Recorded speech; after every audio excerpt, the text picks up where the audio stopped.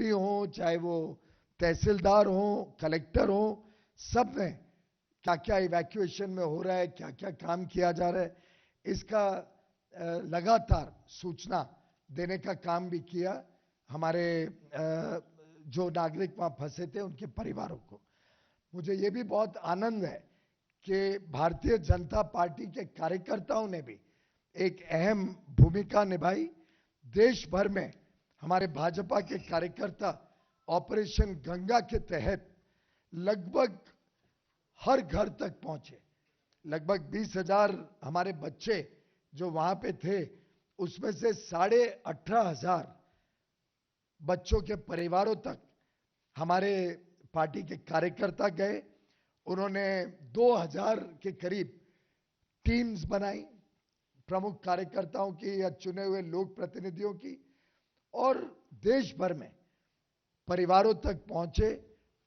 Local area में तो जानकारी मिली जाती है कि कौन परिवार के बच्चे वहां पे हैं, यूक्रेन में हैं, तो सबके घरों में जाना, परिवारजनों को मिलना, उनका कोई दुख सुख है तो उसको केंद्र तक पहुंचाना, ये एक ऐतिहासिक कार्य सरकारी तंत्र ने अपनी तरफ से किया और राजनीतिक पार्टी ने शायद पहली बार देश में हर क्षेत्र में, मेरे पास आंकड़े हैं किस प्रकार से हर राज्य में हमारे कार्यकर्ता घरों में गए, लोगों को मिले, और मैं समझता हूं ये एक मौका था कि इसमें सभी राजनीतिक दल, सभी पार्टी एकजुट होकर इस संकट की घड़ी में खड़े रहते। पर दुर्भाग्य ये है कि कांग्रेस और कुछ अन्य राजनीतिक दलों ने, कुछ मुख्यमंत्रियों ने इसमें भी राजनीति करने की हर संभव प्रयास किया। मैं मित्रों एक पूछना चाहूंगा कि समझो कोई परिवार पे संकट आता है, कितने भी मतभेद क्यों ना हो परिवार में, ऐसे समय में तो पूरा परिवार एकजुट हो जाता है, सब एक साथ लग जाते हैं संकट का सामना करने में। क्या हमने कभी सुना है कि कोई संकट के समय भी पारिवारिक झगड़े या परिवार के अंदर ही अंदरूनी विषयों को प्राथमिकता दी जाती है? पर हमने जो इस संकट के समय देखा, बजाय कि लोगों की उम्मीद को और प्रबल बनाना, बजाय कि उनको सांत्वना देना, जो फंसे हुए विद्यार्थी थे उनका मनोबल बढ़ाना, उसके बदले संकट की घड़ी में भी दुर्भाग्य से कांग्रेस के कुछ प्रमुख नेता गलत फहमियां पैदा करने में लगे हुए थे, गलत प्रचार करने में लगे हुए थे। हमने एक तरफ प्रधानमंत्री मोदी जी का काम देखा, दिन रात जो चिंता में जुटे हुए थे बच्चों को कैसे वापस लाऊं, पूरी सरकार को उन्होंने इस काम में जोड़ दिया। पार्टी के राष्ट्रीय अध्यक्ष नड्डा जी ने जिम्मेदारी से सोचा कि हमारे कार्यकर्ता भी पहुंचे और लोगों की मदद में रहे, लेकिन कांग्रेस के कुछ नेता, कुछ राज्य सरकारें, अलग अलग विपक्षी दलों की, बजाय के परिवारों के साथ मिले, उनका कुछ सहयोग करें, उनकी चिंता करें, राजनीतिकरण में घुस गए। और मुझे बहुत दुख होता है कि ये संकट का समय, जब कांग्रेस पार्टी शायद और हौसला बढ़ा सकती थी देश का, सरकार के साथ खड़े रह सकती थी कंधे से कंधा, उसके बदले केरल कांग्रेस के ऑफिशियल हैंडल ने एक पिक्चर इस्तेमाल करी जो ऑपरेशन राहत जब हुआ था उस समय की पिक्चर इस्तेमाल करके, फोटो इस्तेमाल करके कहा कि ये इवैक्यूएशन ऑपरेशन यूपीए ने किया। एक कांग्रेस के ऑफिशियल हैंडल ने एक विद्यार्थी के वीडियो को शेयर किया जिनका नाम है राशिद रिजवान, जम्मू कश्मीर से, 2 तारीख को, ये कहते हुए कि वो रो रहा है और उसको रेस्क्यू नहीं किया गया है, जबकि उस दिन तक वो रेस्क्यू भी हो पाया था और उसने स्वयं एक वीडियो रिलीज किया था भारत सरकार का धन्यवाद करने के लिए। जब भारत को रशिया और यूक्रेन दोनों की सहायता चाहिए थी अपने विद्यार्थियों को वापस लाने के लिए, तब कांग्रेस के कुछ प्रमुख नेता, सांसद स्टेटमेंट्स दे रहे थे, वक्तव्य दे रहे थे एक देश के खिलाफ, रूस के खिलाफ, एक प्रकार से इवैक्यूएशन को संकट पहुंचाने वाले वक्तव्य कांग्रेस के नेताओं से आ रहे थे। और उनके जो वरिष्ठ नेता हैं राहुल गांधी जी, वो न्यूज रिपोर्ट शेयर कर रहे थे पाकिस्तान के प्राइम मिनिस्टर इमरान खान को कोट करते हुए। इमरान खान भारत का आलोचना करे तो समझ में आ सकता है, पर उसको अगर राहुल गांधी जी शेयर करेंगे तो मैं समझता हूं ये तो बहुत ही दुर्भाग्य की बात है और हमारे लिए सबके लिए एक शर्मनाक घटना है कि राजनीति इतने नीचे स्तर तक गिर गई है कि संकट के समय भी कांग्रेस और उनके मित्र दल ऐसे संकट में भी राजनीति पे ज्यादा बल देते हैं। कांग्रेस लगातार ट्वीट कर रही थी कि हमारे लोग यूक्रेनिया में इंडियन एम्बेसडर को, यूक्रेन में इंडियन एम्बेसडर को लगातार फोन कर रहे हैं। तो भाई उनको फोन करने से तो आप उनकी लाइन को क्लॉग कर रहे हो। वो लाइन फ्री रहनी चाहिए जिससे बच्चे उनसे बात कर सके, बजाय कि ये यहां से राजनेता है उनको फोन करें। तमिलनाडु की सरकार ने डिमांड किया कि हमारे कुछ एमपीज का शिष्टमंडल आसपास के देशों में जाना चाहता है। मैं समझता हूं ऐसे मौके पे एम्बेसी का स्टाफ इनका चिंता करे या विद्यार्थियों की चिंता करे जिनको बाहर निकालना। हमारे मंत्री तक एम्बेसी ऑफिशियल्स के साथ नहीं लगे थे, वो स्वयं बॉर्डर में विद्यार्थियों की सेवा में लगे थे या एयरपोर्ट पे। कोई एम्बेसी ऑफिशियल को हमारे मंत्रियों ने अपने काम में नहीं इन्वॉल्व किया, पूरी तरीके से विद्यार्थियों की सेवा में लगे थे। और मैं समझता हूं कि एक दक्षिणी राज्य के मुख्यमंत्री ने ये जब डिमांड की कि आप प्रायोरिटी दीजिए हमारे प्रदेश के बच्चों को, इससे ज्यादा दुर्भाग्यपूर्ण स्थिति नहीं हो सकती। केंद्र सरकार पूरे देश के हर विद्यार्थी को एक मानती थी, कोई भेदभाव के बगैर जो बच्चे निकलते थे उनको हम तुरंत भारत लाते थे और पूरी योजना थी कि हर व्यक्ति का एक तरफा एक तरीके से सेवा हो, उनकी देखरेख हो और उनको भारत लाने में हर संभव प्रयास हो। मुझे आज खुशी है कि आज लगभग हमारे सभी विद्यार्थी लौटने में सफल हो रहे हैं।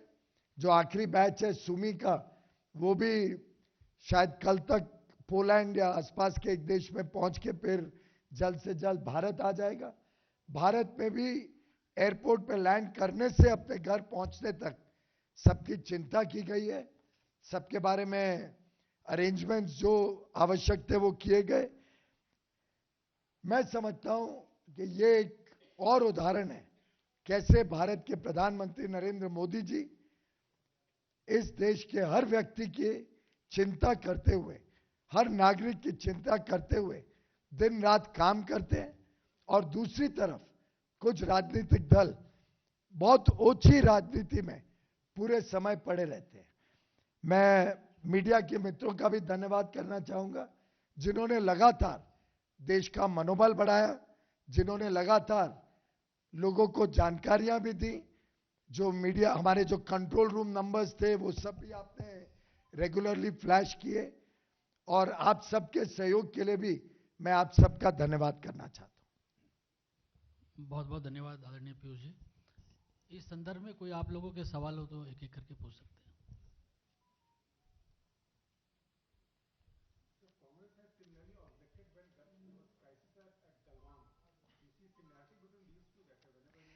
आप कांग्रेस का रवैया कोविड में देख लो, गलवान में देख लो और अब ये यूक्रेनियन क्राइसिस में इवैक्यूएशन में देख लो। जितने संकट देश पे आते हैं, ऐसे संकट की घड़ी में जहां देश को एकजुट होना चाहिए, उस समय राजनीति, वो बड़े ओछे ट्वीट्स, बड़ा एक लोगों का हौसला तोड़ने वाले वक्तव्य, मैं समझता हूं ये बड़े स्तर की राजनीति करने वाले बड़े नेताओं को शोभा नहीं देता है। ये दर्शाता है कि किस निचली स्तर तक कांग्रेस आज गिर चुकी है। संजय शर्मा जी।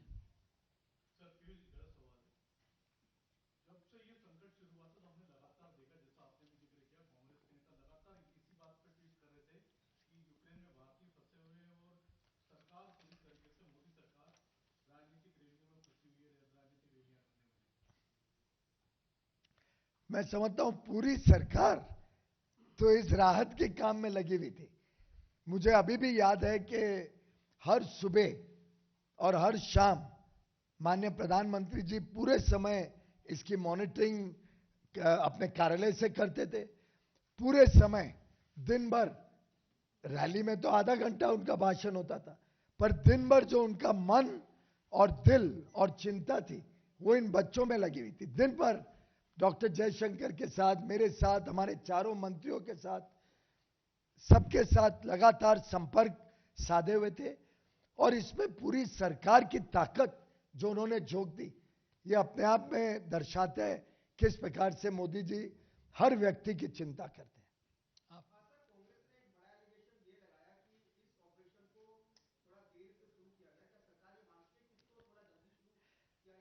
मैं समझता हूं आपको सबको जानकारी है कि भारत सरकार ने 15 फरवरी को ही युद्ध के काफी पहले एडवाइजरी इशू कर दी थी। उसके बाद 2 और एडवाइजरी इशू की युद्ध होने के पहले, और लगातार स्टूडेंट्स के लिए ये सुझाव दिया, स्टूडेंट्स को रिक्वेस्ट किया कि आप तुरंत देश वापस लौट आइए। उस समय आपको याद होगा एयर बबल चल रहा था, तो यूक्रेन की हफ्ते में एक ही फ्लाइट चल रही थी। हमने उसको बढ़ा के रोज 2 फ्लाइट कर दी, रोज 2-2 फ्लाइट रोज जाने लगी। 4000 से अधिक लोग उसके पहले ही आ गए युद्ध के, और आ सकते थे, प्लेन्स की कोई कमी नहीं थी, सीट्स की कमी नहीं। दुर्भाग्यपूर्ण स्थिति यह रही कि कई बच्चों ने उन एडवाइजरी को शायद पूरी तरीके से सीरियसली नहीं लिया, और शायद कुछ यूनिवर्सिटीज ने भी जिधर वो पढ़ते थे उनको गुमराह किया। मेरी स्वयं भी कई बच्चों से बात हुई है, और बच्चे बड़े बहुत बहुत भावुक होकर बात करते थे। लगभग मेरा अनुभव है कि हर व्यक्ति, और हमारे पार्टी के कार्यकर्ताओं ने भी जो रिपोर्ट दी है उसमें भी जो मार्मिक जिस प्रकार के अनुभव आए हैं, जिस प्रकार के वक्तव्य बच्चों ने, उनके परिवारों ने दिए हैं, प्रधानमंत्री जी का धन्यवाद, हमारे एम्बेसी का धन्यवाद, ऑफिशियल्स का धन्यवाद, एनजीओज का धन्यवाद करते हुए मैं समझता हूं कि हर संभव कोशिश की गई कि बच्चे समय पे निकले, पर कुछ यूनिवर्सिटीज ने उनको वहां रोकने की कोशिश की, कह दिया कि तो बार बार होती रहता है, 2014 से ऐसी परिस्थिति चल रही है। उसमें शायद कुछ बच्चे गुमराह हो गए, पर जैसे ही युद्ध शुरू हुआ उस दिन के बाद से लगातार आपने देखा रोज बच्चे आते रहे, कभी 15 फ्लाइट, कभी 20 फ्लाइट रोज ही बच्चों को लेके आ रही थी। एक मिनट, आप पूछिए। राजीव हो गया, राजीव हो गया। हाँ, आप पूछिए।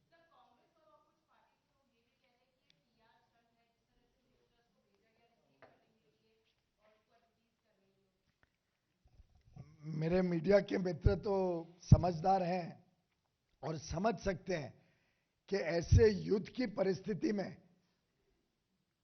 कोई वहां पे जाके अपने आप को बैठना नहीं चाहेगा।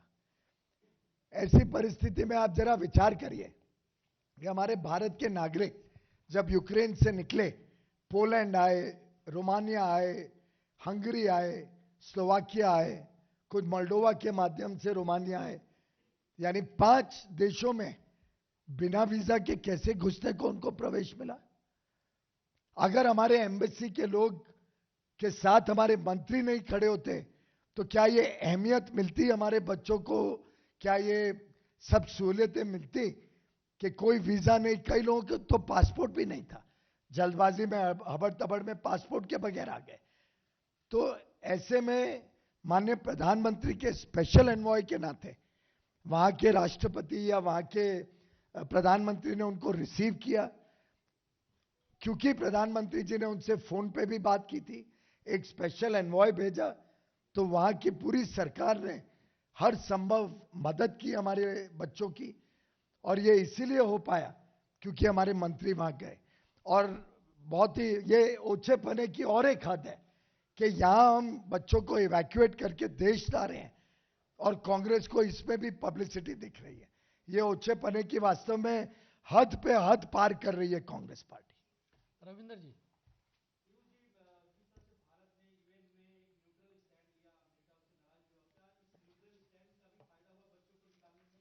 मैं समझता हूं हर चीज का अपना एक डायमेंशन होता है, एक इंपॉर्टेंस होती है। और प्रधानमंत्री जी ने पूरे इस ऑपरेशन को बहुत सूझबूझ के साथ, बहुत समझदारी से इसके हर पहलू को मद्देनजर रखते हुए हर निर्णय लिया है। नीलू जी।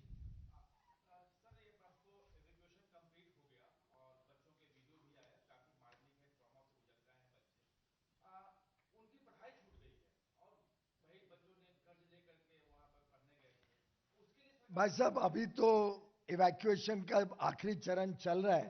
सुमी के बच्चे रास्ते में हैं, पश्चिमी यूक्रेन की तरफ आ रहे हैं। एक बार वो आ जाएं, लौट जाएं, इस विषय के ऊपर फिर विस्तार से विचार करेंगे। आपका कोई सवाल? बस, चलिए, बहुत बहुत धन्यवाद आप सब लोगों को।